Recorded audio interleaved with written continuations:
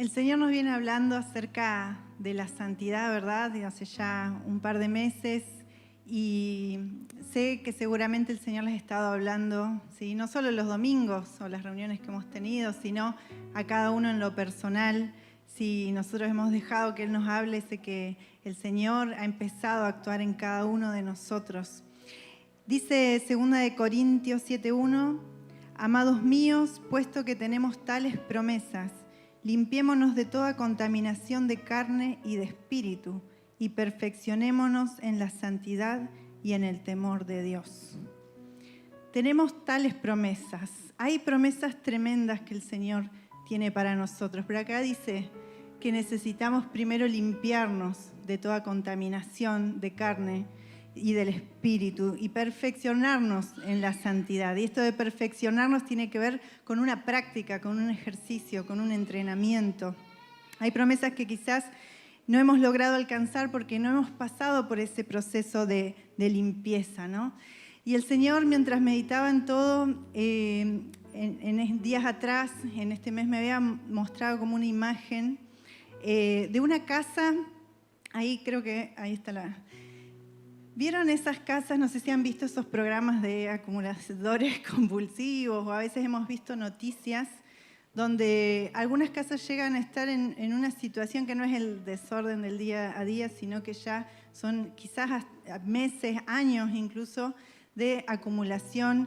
Normalmente siempre es a causa de algún problema, ¿no? Y es como que de a poquito, de a poquito, de a poquito, no es de un día para el otro, es como que fue un día, otro, que se fue dejando por distintas circunstancias. Y llega un punto que eso termina siendo hasta un foco de infección, ¿verdad? Y muchas veces pasa que o la persona se da cuenta y dice, bueno, basta de esta situación, o muchas veces tiene que ser otra persona, ¿no? La que le dice algún familiar, porque de a poquito esta persona se ha ido como aislando, ¿sí? Porque nadie va a poder entrar en una casa que esté así, porque no se puede ni caminar, no se puede estar. Y llega un punto en que resulta insostenible, ¿verdad? Y ponemos en riesgo no solo nuestra vida, la persona que está así, sino la de otros, porque ese es foco de infección para los vecinos, para las mascotas incluso que viven ahí, ¿no? Y en un momento esa persona dice, bueno, basta, hasta acá llegó. O alguien viene y le hace entrar en razón. Pero definitivamente algo tiene que hacer, porque corre el riesgo de perder toda esa casa. Y ese tipo de limpieza no la puede hacer una persona sola. La persona que llegó a ese estado no puede sola ponerse a limpiar y sacar bolsas, porque a veces, si han visto alguna vez uno de esos programas o en la tele, son camiones y camiones y camiones de escombros, de basura, de un montón de cosas que hasta necesitan a veces un traje especial, ¿no? Son profesionales de la limpieza los que tienen que hacer ese trabajo. Y el Señor me mostraba esto, ¿no? Como que muchas veces espiritualmente podemos estar así. Cuando estamos sin Cristo o cuando nos hemos alejado, nos hemos ido apagando y quizás no nos fuimos dando cuenta que poco a poco llegamos a ese estado.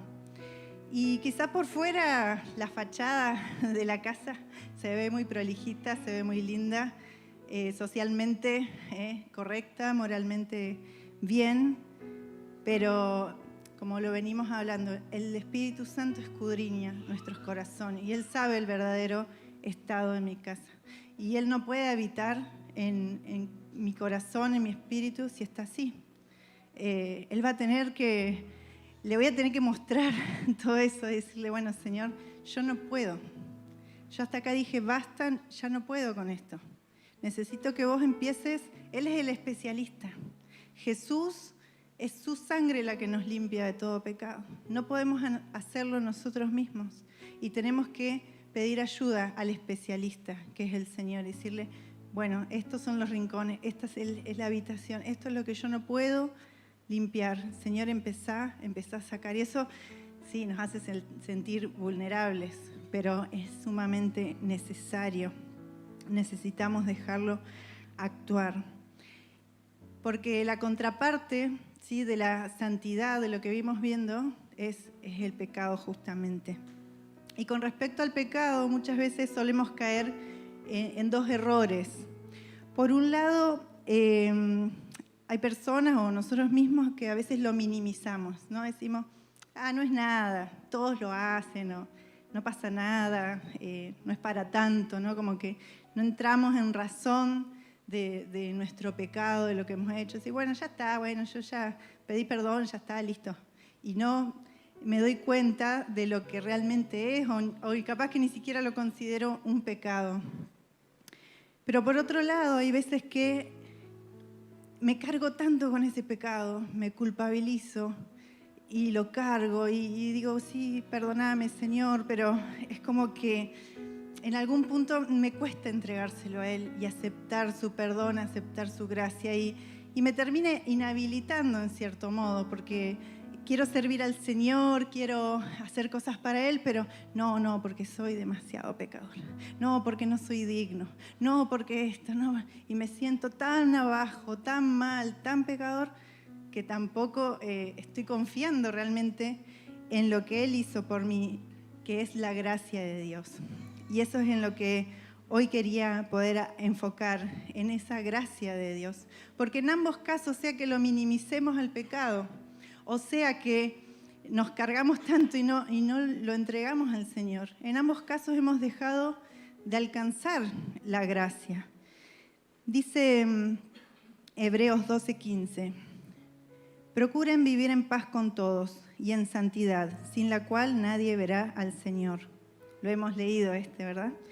Tengan cuidado, no vayan a perderse la gracia de Dios. No dejen brotar ninguna raíz de amargura, pues podría estorbarles y hacer que muchos se contaminen con ella. Tengan cuidado, dice, no vayan a perderse la gracia de Dios, no dejen de alcanzar la gracia de Dios. ¿Y qué es la gracia? Porque así como hablamos del pecado, necesitamos que, además de que se nos revele cuál es nuestro pecado, tener conciencia, necesitamos que se nos revele la gracia del Señor. La necesitamos. No podemos vivir. Todo el mensaje de la palabra se trata de su gracia, de su amor, de lo que Él hizo para rescatarnos.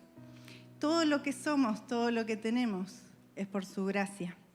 Y hay una historia preciosa en la palabra que quisiera que veamos allí, varias cosas con respecto a esto.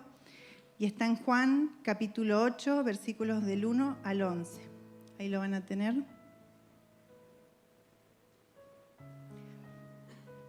Es la historia, seguramente ya la conocen, de la mujer adúltera. Dice lo siguiente: Jesús se fue al monte de los Olivos. Por la mañana Jesús volvió al templo y todo el pueblo se le acercó. Y él se sentó y les enseñaba. Entonces los escribas y los fariseos le llevaron a una mujer que había sido sorprendida cometiendo adulterio. La pusieron en medio y le dijeron: Maestro, esta mujer ha sido sorprendida en el acto mismo de adulterio. En la ley, Moisés nos ordenó apedrear a mujeres como esta. ¿Y tú qué dices? Ellos decían esto para ponerle una trampa y así poder acusarlo. Pero Jesús se inclinó y con el dedo escribía en el suelo.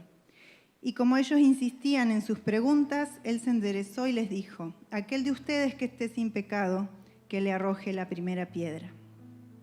Y Jesús volvió a inclinarse y siguió escribiendo en el suelo. Ellos, al oír esto, se fueron retirando uno a uno, comenzando por los más viejos y siguiendo por los más jóvenes. Solo se quedó Jesús y la mujer permanecía en medio. Entonces Jesús se enderezó y le dijo: ¿Y mujer? ¿Dónde están todos? ¿Ya nadie te condena? Ella dijo: nadie, Señor. Entonces Jesús le dijo: tampoco yo te condeno. Vete y no peques más. Tremenda esta historia. Tenemos una situación en la que Jesús estaba enseñando y todas las personas querían escucharlo, iban hacia él, se juntaba una multitud, él estaba en el templo y luego él, de haber pasado toda la noche en el Monte de los Olivos, dice que fue al templo y la gente iba a escucharlo. Y los escribas, los fariseos, que eran los religiosos de ese momento, tenían envidia de que la gente lo siguiera, de la autoridad, de las señales que él hacía, y buscaban ocasión para tentarlo y para buscar que él cayera en algo donde pudieran acusarlo a él y poder condenarlo. Y varias veces vemos en la palabra cómo trataban de darle una trampa, de ponerlo ahí, como se dice, entre la espada y la pared, pero Jesús siempre salía con alguna otra respuesta o algo que los descolocaba y no lograban ese objetivo. Ahora, en este caso, ¿cuál era la trampa? Si Jesús decía que la mataran, realmente la ley de Dios lo decía. Y si él decía que la mataran, las personas que lo veían a Jesús como un hombre de misericordia, de compasión, como amigo de pecadores, podrían llegar a decepcionarse, a sentirse dolidos de alguna manera. Pero a su vez, los judíos que estaban bajo el Imperio Romano, ellos no estaban habilitados para ejercer la pena de muerte en ese momento. Es decir, él no podía mandar a apedrear o a matar a alguna persona, porque esto no era permitido. Los judíos no tenían permitido ejercer esta ley. Entonces, si él decía esto, porque decía, no, sí, es verdad, la ley lo dice, se podía generar un revuelo, un problemón ahí, donde todos empezaran a discutir, donde se armara un problema, y ahí tenían la ocasión justa para acusarlo de sedición, de rebeldía contra el imperio. Entonces iban a tener como la causa justa para acusarlo y para que lo pudieran condenar. Ahora, por otro lado, si Jesús decía que no debía morir, entonces ellos podían acusarlo delante del pueblo de los judíos de que él no respetaba la ley, de que él no estaba cumpliendo la palabra de Dios, de que él estaba relativizando el adulterio, que no lo estaba considerando o que estaba alentando este pecado. Y lejos de esto era lo que el Señor estaba haciendo. Entonces ellos pensaron, listo, acá en una de dos, diga lo que diga, lo vamos a atrapar. Era costumbre de que cuando había un caso difícil, o sea, más que una costumbre estaba en la ley, cuando había un caso difícil de resolver, se lo llevaba ante un rabino importante, un sacerdote, un juez, y como Jesús en ese momento de su ministerio ya era considerado un gran maestro, un gran rabino, entonces vienen y le traen este caso, y donde la gente también podía ver qué clase de juez era, ¿no? Cómo se comportaba, qué iba a decidir. Y dijeron, listo, ahora lo que él diga, sea lo que responda, lo vamos a acusar. Sin embargo, obviamente que Jesús en su gran y soberana sabiduría eligió otro camino, que es el camino de la gracia. Fijémonos que Jesús no vino a abolir la ley de Dios, sino a cumplirla. Mateo 5, 16 y 17, Jesús dijo, no piensen ustedes que he venido para abolir la ley o los profetas. No he venido para abolir la ley, no he venido para abolir, sino para cumplir. Porque de cierto les digo que mientras exista en el cielo y la tierra, no pasará ni una jota ni una tilde de la ley hasta que todo se haya cumplido. Jesús mismo era el cumplimiento de la ley. Y cuando hablamos de ley nos referimos a aquella ley impartida por parte de Dios con Moisés al pueblo, a ellos antes de entrar a la tierra prometida. El Señor les dio toda una serie, no solo los 10 mandamientos, sino acompañando esos 10 mandamientos, toda una serie de leyes y reglamentos que los encontramos en la palabra, en Éxodo, Levítico, Deuteronomio, ¿sí? Un montón de leyes que ellos debían seguir y regirse por esa ley, porque era parte del cuidado que Dios tenía sobre su pueblo. Dios había dicho que ellos eran un pueblo apartado y no debían vivir de la misma manera que los demás. Entonces, ellos querían hacer cumplir supuestamente una ley de Dios, pero la querían cumplir a su manera, porque ellos tenían su propia manera de interpretar las cosas. Así como habían ellos interpretado el el mandamiento del día de reposo, del día de descanso, ellos habían agregado una serie de mandatos, de requisitos, de qué era trabajar, de qué no era trabajar, y habían impuesto mucha carga sobre las personas. Y esto había hecho que el corazón de la gente, en un primer momento ellos sí buscaron como una vuelta, un acercamiento a la ley de Dios, pero esto se había terminado convirtiendo en una carga tan grande que no lo podían cumplir. Se había convertido en algo separado del corazón de Dios. El Señor no quería que esas leyes se cumplieran como una serie de requisitos externos para cumplir, sino que Él quería que el corazón de la persona esté ligado a esos mandatos. Obviamente que sin Cristo, que aún no había pasado por la cruz, y sin la obra del Espíritu Santo, era muy difícil. Por eso vino Jesús, para poder Él cumplir la ley y podernos dar a nosotros. Dice Hebreos 10:16, el Señor ha dicho: este es el pacto que haré con ellos después de aquellos días. Pondré mis leyes en su corazón y las escribiré en su mente. Esto que había sido profetizado en Jeremías y en los profetas, estaba profetizado que ya no íbamos a cumplir por una ley escrita en la piedra, ¿sí? La ley de Moisés, sino una ley que ya iba a estar adentro, en mi corazón, en mi mente, donde yo ya no iba a estar cumpliendo porque me lo dicen o por algo externo, por cumplir, sino porque yo ya adentro mío sé qué está bien y qué está mal. ¿Por qué? Porque lo conozco a Él, porque sigo su palabra, porque tengo el Espíritu Santo que me va guiando y que me va alertando cuando algo está mal, cuando algo desagrada al Señor o por lo contrario, cuando algo a Él le agrada. Ya que no tenga que estar preguntando, ¿no? Pastor, ¿qué pasa si me gusta una chica pero no es creyente? ¿Qué hago? ¿Estará bien? ¿Estará mal? Que no tenga que estar preguntando, pastor o líder, ¿estará bien? ¿Es pecado si no sé, si fumo o no fumo? ¿O si hago esto o lo otro? ¿Es pecado o no es pecado?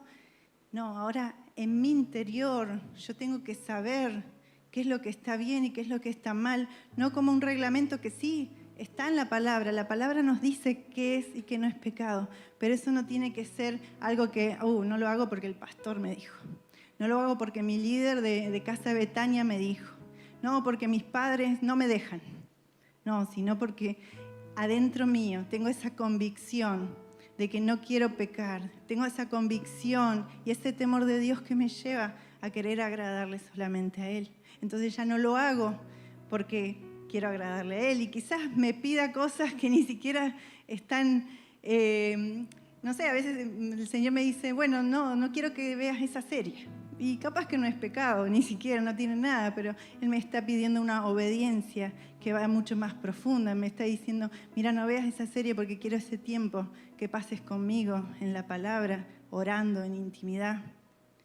Y ahí que voy a decir, no, pero voy a buscar, pastor, ¿es pecado ver esta serie?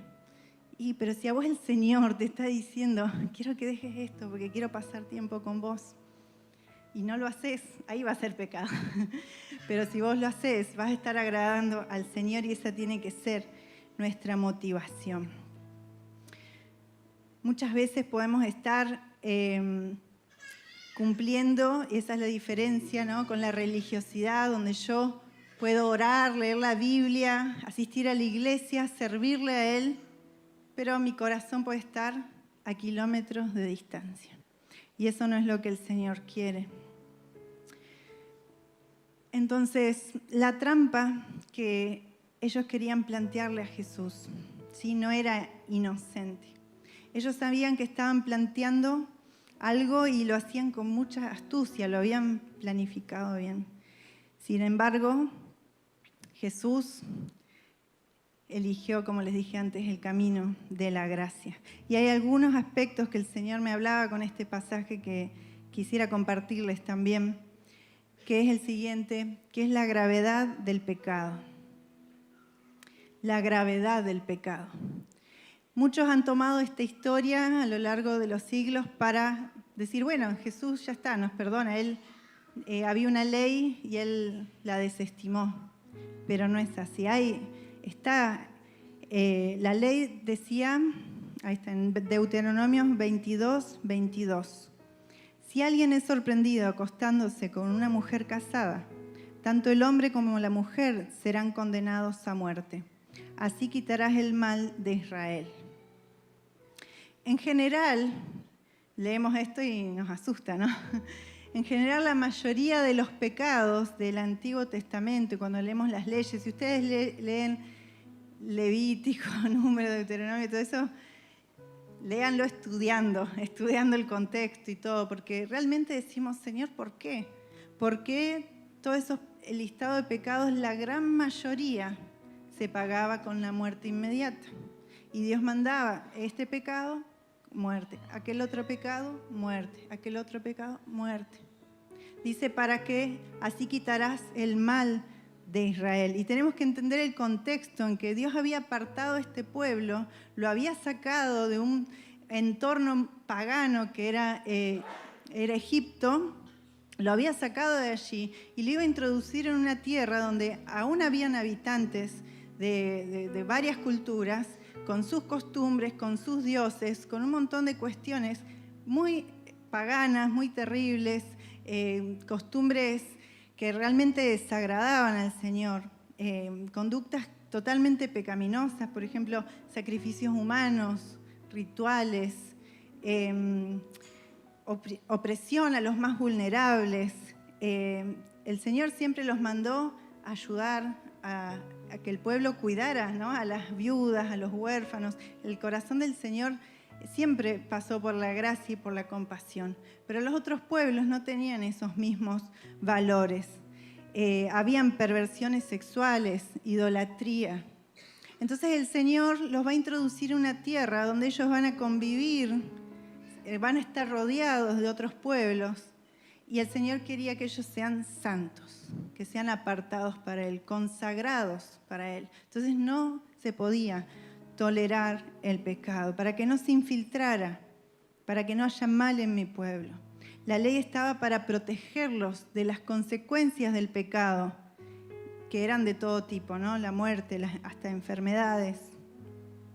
Hoy la palabra que nos dice que nosotros, la iglesia, los creyentes, somos nación santa. Somos nación santa. Por eso, y como Ricky nos habló a principio de mes, tenemos que ser radicales con el pecado, de quitarlo. No podemos tolerar en nuestras vidas esas pequeñas cosas que, como les decía antes, se van acumulando, acumulando, acumulando, y llega un punto que ya empieza a dar mal olor. Tenemos que ser radicales, no darle lugar.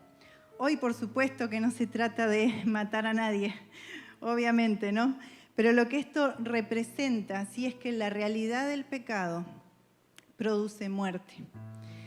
Romanos 6:23 dice, porque la paga del pecado es muerte, pero la dádiva de Dios es vida eterna en Cristo Jesús, nuestro Señor. La muerte ingresó en la humanidad allá en Génesis, ¿sí? Desde Adán y Eva, cuando ellos pecaron, entró la muerte. No es que cayeron muertos ahí inmediatamente, pero ya la muerte con la cual no habían sido creados, no habían sido diseñados para morir. Pero ahí ingresó la muerte, ingresó la corrupción del cuerpo, ingresó todos los males que nos siguen y nos acompañan hasta el día de hoy. En Efesios dice que sin Cristo, dice, a ustedes Él les dio vida cuando aún estaban muertos en sus delitos y sus pecados. Es decir, antes, sin Cristo, ¿cómo estábamos? Muertos en delitos y en pecado. El pecado es grave, hermanos. Jesús acá no lo está minimizando. Es tan grave y tan serio que llevó al mismo Hijo de Dios a la cruz. Es tan grave que llevó al mismo Señor a padecer ese sufrimiento en la cruz. Una muerte terrible, la más horrenda y sufrida de la humanidad. Acá Jesús no está minimizando el pecado de esta mujer. Ella efectivamente sí había pecado, era adulterio, y la realidad del pecado la había sorprendido. No sabemos exactamente en qué contexto, qué circunstancias, pero la realidad del pecado la había sorprendido, la vergüenza la había expuesto públicamente y le esperaba la muerte inmediata. Pero algo con lo que los fariseos y estos hombres no contaban era con la gracia del Señor, con la gracia y la misericordia. Nosotros a veces cantamos, ¿no? Sublime gracia. Había un himno antes, hoy tenemos otras canciones. O gracia asombrosa, gracia inmerecida. La gracia muchas veces nos cuesta entenderla, nos cuesta aceptarla, pero es real y es necesaria para nosotros. Es lo que nos transforma verdaderamente. Unos versículos más adelante de los que habíamos leído antes, en Efesios 2, 4 al 5 dice: pero Dios, cuya misericordia es abundante, no dice que es poca, dice abundante, por el gran amor con que nos amó, nos dio vida junto con Cristo, aun cuando estábamos muertos en nuestros pecados. La gracia de Dios nos ha salvado. La gracia de Dios nos ha salvado. Vuelve a repetir esto: antes estábamos muertos en delitos, en pecados, pero la gracia de Dios nos ha salvado. Él nos ha dado vida, hermanos, y esto es lo que a nosotros nos tiene que motivar a acercarnos cada día a Él y a santificarnos, no a decir, no, tengo vergüenza, a ver qué va a decir Dios de mí, Él va a ver lo que... Miren, Él ya nos conoce, a Él no hay nada que le pueda sorprender.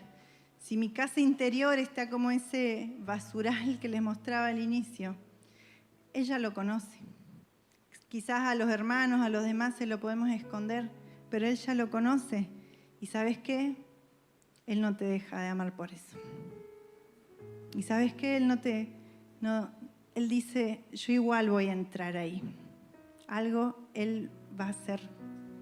Él no nos deja así, no dice, no, la verdad que esto es horroroso, no, yo ni paso por ahí. No, Él conoce eso, conoce ese pecado con el que estás luchando, conoce de dónde venís y aún así te ama. Y aún con nuestras luchas y debilidades, Él nos sigue amando. La gracia es el regalo de Dios, es el regalo del perdón, la salvación, lo que no merecíamos. Se suele definir como el favor inmerecido de Dios. El favor inmerecido de Dios. Eso es la gracia. Y la gracia de Dios es movida por su compasión y por su amor. Jesús tuvo compasión de esta mujer. La autoridad de Jesús estaba fundada en esa compasión que Él tenía, que la palabra siempre nos muestra que Él tenía con la gente. En esto se diferenciaba totalmente de los religiosos. Para estos hombres, ella era solamente una pecadora, una adúltera, y era solamente alguien que les servía para ir contra Jesús. Era un instrumento, no les importó nada. No les importó quién era, qué le iba a pasar, nada. Solamente ellos les servía para sus objetivos y punto. Era un simple objeto. Ahora, también resulta ser de que no eran tan justos como ellos pensaban, porque ¿qué decía ahí en Deuteronomio? ¿Solamente la mujer tenían que apedrearla? Porque este no es un pecado de uno solo, el adulterio. Ahí en Deuteronomio decía tanto al hombre como a la mujer, pero ¿por qué no trajeron ahí al hombre? Pregunta. Realmente ellos no estaban cumpliendo exactamente la ley. También estaban obrando con injusticia. Se creían muy justos, ¿no? Acá traemos a la mujer, ella es la pecadora, nosotros los justos, acá venimos, la ley, la palabra, acá dice, ella es pecadora. Y la traemos y que la maten, no nos importa. Lo que decida Jesús, eso va a pasar, pero ellos estaban enceguecidos. La humillaron. Pero Jesús no vio a una mujer adúltera. A veces los títulos nos quedan, porque nosotros también decimos, la mujer adúltera. La mujer. Ya no es más la mujer adúltera, ¿sí? Jesús vio a una mujer que lo necesitaba, a una mujer que nosotros quizás no sabemos el trasfondo de ella, no sabemos si tenía hijos, no sabemos de qué vivía, no sabemos su edad, su trasfondo, pero Jesús sí la conocía y a Jesús sí le importaba a ella. Y veía el corazón endurecido de todos esos hombres que la acusaban.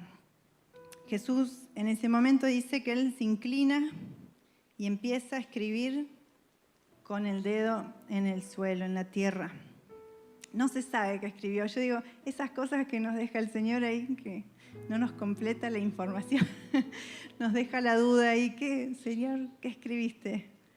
Muchos dicen que quizás escribía aquellos pecados, ¿no?, que él conocía, porque Jesús también obraba en don de conocimiento y sabía, o quizás escribía sus nombres, algunas palabras, no sabemos, son solo especulaciones que los investigadores de la palabra quizás hacen, pero en realidad no sabemos porque no lo dice. Y él se agacha, ¿no? Yo me lo imagino a él en esa postura, como no queriendo verlos a todos, sintiendo ese dolor en su corazón de lo que estaba pasando, de cómo estaban tergiversando la ley de Dios y cómo querían aplicar la ley simplemente con odio y de una manera injusta. Y el Señor acá dice que levanta la mirada y les dice, el que esté libre de pecado, que tire la primera piedra. Ahí les salió con una respuesta que los descolocó, porque ellos esperaban que él dijera, sí, apedréenla o no, pero acá les estaba entre líneas les estaba diciendo, apedréenla, pero si ustedes están libres de pecado. Les cambió el lugar, ahora ellos estaban entre la espada y la pared. Según la ley, sí, porque esto también estaba en la ley, el primero en arrojar las piedras cuando alguien era acusado de algún delito, de algún pecado, eran aquellos testigos de algún hecho, ¿sí?, que ellos habían visto. Dice Deuteronomio 17:7. Los primeros en levantar la mano contra el condenado a muerte serán los testigos. Después de ellos levantará la mano todo el pueblo. Así acabarás con el mal que haya en tu medio. Entonces ese pasaje explica cómo era el procedimiento que ellos tenían, ¿no? Y según la ley a la que ellos mismos estaban apelando, para acusar a alguien primero tenía que haber testigos. Así que capaz que ni testigos habían, capaz que la llevaron directamente, o sí. Y cuando el caso no se podía resolver, lo llevaban ante un juez, ante un sacerdote, y lo que esa persona decidiera se tenía que cumplir, y el que no la cumplía también era condenado a muerte, así que no tenían opciones. Entonces acá les dice, el que esté libre de pecado, tire la primera piedra. Ahí les rebota, digamos, la acusación que ellos estaban haciendo sobre ella, ahora recae sobre ellos mismos. Los expuso el pecado de ellos y cada uno en su conciencia empezó a darse cuenta. Jesús dice que estaba inclinado y uno a uno se empezaron a ir. Ellos se habían puesto como jueces cuando no lo eran. Y esto nos habla a nosotros, ¿no?, de no juzgar. Qué tema, ¿no?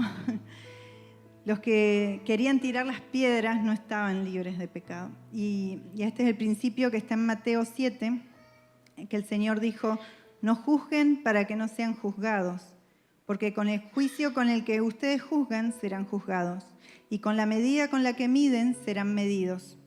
¿Por qué miras la paja que está en el ojo de tu hermano y no miras la viga que está en tu propio ojo?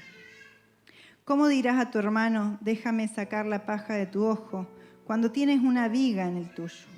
Hipócrita, saca primero la viga de tu propio ojo, y entonces verás bien para sacar la paja del ojo de tu hermano. Esto el Señor lo estaba dirigiendo exclusivamente, ¿no?, a los religiosos de esa época, ¿no?, donde ellos, sí, ustedes se fijan los pecados de este, pero mírate vos primero, ¿no? Y el Señor sí nos ha puesto por reyes y por sacerdotes. Él nos ha puesto para juzgar y vamos a juzgar a las naciones. Y también dice que vamos a juzgar sobre la tierra Y dice que el espiritual juzga todas las cosas.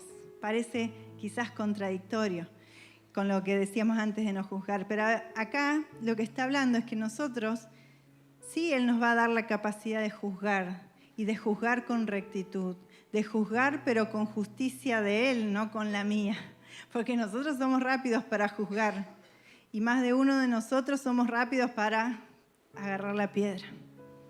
Quizás no lo hacemos literal, pero de muchas maneras empezamos a arrojar piedras y lastimamos, herimos o matamos en nuestro corazón. Entonces, el que juzga las cosas según el Señor no lo hace desde una justicia propia, sino primero habiéndose examinado uno mismo, porque a veces pasa que quiero tirarle la piedra a otro y lo juzgo, lo señalo. Pero ¿no será que aquel pecado que me está molestando del otro no será un espejo de lo que hay en mi propia vida? Porque muchas veces es así. Necesitamos ser examinados y limpiados primero por el Señor. Y antes de confrontar un pecado de otra persona, antes de corregir si es necesario a otro, primero revestirnos de humildad, revestirnos de ese amor y de esa compasión de Cristo que no ve a ver en qué se equivocó a ver ese pecado, sino a la persona. Ver a esa persona como la vería Jesús. Y acá viene otra parte, ¿no? Que es la mujer. Evidentemente, con toda esta situación, se notaba en ella un arrepentimiento. Y es lo que tiene que haber en nuestras vidas cuando hay pecado, y porque somos pecadores, pero para llegar a Cristo, Él extiende su mano de gracia, pero debe haber arrepentimiento en nosotros y un cambio de vida. Yo me imagino que esta mujer, ¿no?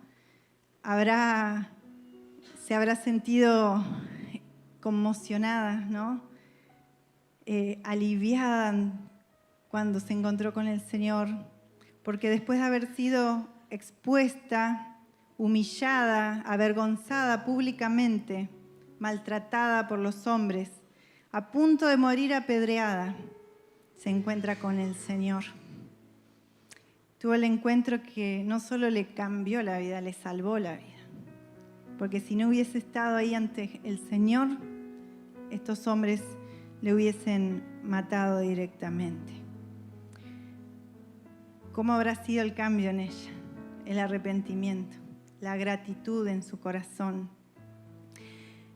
Cuando esta mujer, estando en esa situación, escucha las palabras tan tiernas de Jesús, ¿no? Le dice, y no queda nadie. Cuando el Señor levanta la vista, todos se habían ido, uno a uno. Todos estos hombres, no hubo en ellos arrepentimiento, se fueron yendo y la mujer permaneció ahí.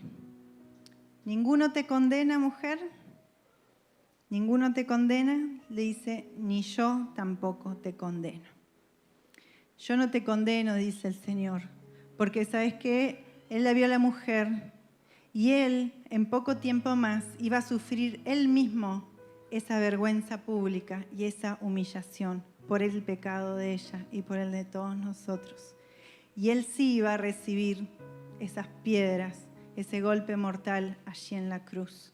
Él sí iba a pasar todo aquello que hubiésemos recibido nosotros. Dice 2 Corintios 5:21. Al que no cometió ningún pecado, por nosotros Dios lo hizo pecado, para que en él nosotros fuéramos hechos justicia de Dios. Realmente es tremendo cuando profundizamos en lo que es el pecado, en la herida que nos provoca y la herida que le provocó al Señor. El Señor vio a esta mujer herida por causa del pecado, avergonzada, pero la trató con amor, la sanó, la restauró. Y esta es la gracia de Dios, de que nosotros merecíamos esa muerte, pero Él la recibió en nuestro lugar. Eso es la gracia. Él tomó ese castigo para que vos, para que yo tengamos vida y todos la necesitamos. No nos creamos suficientemente buenos. No, porque yo nunca le hice mal a nadie. Es lo que primero le dice la gente, ¿no? No, yo todo bien con Dios, con la iglesia. No necesito ir a la iglesia porque yo nunca maté a nadie. ¿Vieron? Siempre dicen las mismas frases. Yo nunca maté a nadie, yo soy bueno. Seríamos como los fariseos. No, yo no soy así. Hace poco, ¿no?, que se hablaba del fariseo, se engrandecía. No, yo menos mal que no soy como este pecador. Ahora, todos hemos pecado, dice la palabra. Y aún si pudimos vivir una vida cerca del Señor, en santidad, en pureza, también dale gracias a Dios, porque eso fue por su gracia. Se cuenta que un hombre que se llama George Whitefield, un predicador, un conocido predicador y avivador del siglo XVIII de Inglaterra, dice que tenía una frase. Él vio un criminal que iba camino a la horca y él dijo: ese sería yo si no fuera por la gracia de Dios. Ese sería yo. Esa mujer adúltera sería yo si no fuera por la gracia del Señor. Y esa es la actitud que nosotros debemos pensar antes de agarrar y empezar a tirar piedras. Primero, que el Señor nos examine y poder darle gracias por esa gracia sublime, por ese amor ilimitado. Dice Romanos 5, 20 al 21. La ley se introdujo para que abundara el pecado, pero cuando el pecado abundó, sobreabundó la gracia. Para que así como el pecado reinó para traer muerte, también la gracia reine por la justicia para darnos vida eterna mediante Jesucristo, nuestro Señor. Es tremendo, este es para verlo, ¿no? Tantas veces, cuando el pecado abundó, sobreabundó la gracia del Señor, que es tan grande, tan amplia, que cubre multitud de pecados. Por eso es como después sigue diciendo Pablo, ¿no? Bueno, entonces vamos a usar esto como excusa para pecar tranquilamente y hacer todo. No, de ninguna manera. ¿Por qué? Porque hemos muerto al pecado. Y esa gracia que sobreabunda nos cubre. Y sí, el Señor sabe que somos débiles, que a veces fallamos y que solo su gracia nos sostiene, ¿no? Dice en un salmo, Señor, tú sabes que somos polvo. Él nos conoce, Él sabe nuestras debilidades. ¿Qué imaginas que hizo esta mujer después de esto? Ese impacto de la gracia y del perdón de Dios en su vida deben haberla convertido seguramente en una fiel seguidora de Jesús. Me la imagino allí, ella, con su corazón agradecido, sabiendo que Él la salvó en todo sentido. Y que esos, hermanos, somos cada uno de nosotros. Ellas somos cada uno de nosotros. Al quien mucho se le perdona, mucho ama. Él nos dio una nueva naturaleza. Y como les decía antes, capaz que decimos, bueno, yo crecí en la iglesia, no hice un gran pecado, pero hermanos, no es así. Todos somos pecadores. Y si Él nos permitió crecer en los caminos del Señor y no cometer quizás cosas que nos parecen graves, pero igual necesitabas la gracia del Señor.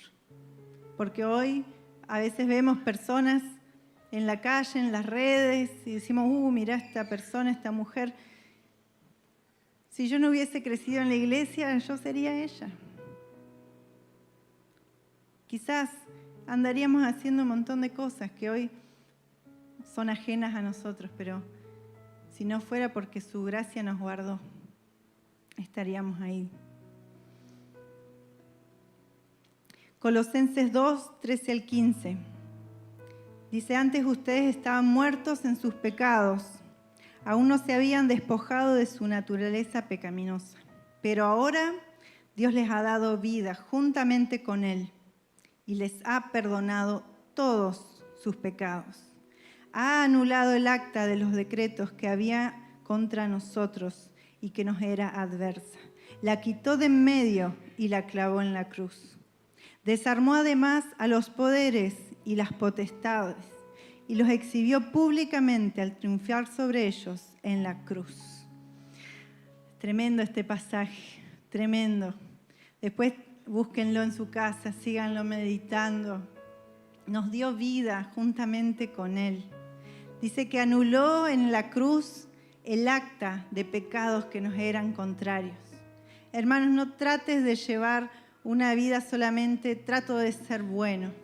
No nos ganamos el cielo por buenas obras. No nos acercamos al Señor porque soy muy bueno, porque no le hago mal a nadie. Nos acercamos al Padre, al trono de la gracia, por lo que Jesús hizo en la cruz por nosotros. Sin la cruz, sin su gracia, no serviría. Solo seríamos una fachada, algo que se ve lindo por fuera, pero seguiríamos muertos espiritualmente por dentro. Vamos a ponernos de pie y vamos a orar cada uno de nosotros para que realmente podamos darnos cuenta que como esta mujer vivió una vida, experimentó la transformación en su vida, nosotros podamos vivir esa vida transformada y redimida, donde cuando hemos alcanzado su gracia, se nos revela la paternidad de Dios en nuestra vida y podemos acercarnos con confianza delante del trono, con confianza porque es nuestro Padre, porque ya no es un Dios que está allá lejos, que quiere simplemente castigarnos o que está mirando a ver dónde resbalo, sino que es mi papá, que me está guiando por el camino, que me está mostrando con amor por dónde tengo que ir y por dónde no, porque me está cuidando. Donde puedo servirle, pero por causa de la gratitud y del anhelo de honrarlo, y no por sentirme siervo, y no por sentirme que simplemente, bueno, quiero hacer bien las cosas a ver si me perdona. No, Él ya te perdona. Y después le servís por amor, por gratitud, por honra. En una vida transformada donde no practico el pecado, donde me santifico por medio del Espíritu Santo, por un temor reverente hacia Él, por amor y no por miedo al castigo. No por miedo al castigo. Una vida en la cual las debilidades humanas siguen estando, sí, las luchas del día a día. Pero Él te dice hoy, bástate mi gracia, porque mi poder se perfecciona en la debilidad. Bástate mi gracia, bástate mi gracia. Su gracia es más que suficiente. Su gracia es más que suficiente. Es todo lo que necesitas. Esta es la gracia de Dios. Esta es la gracia sublime, la gracia asombrosa. Y vos también podés alcanzarla si crees y vas hacia Él y le permitís que obre en tu vida. Seguí orando ahí en tu lugar.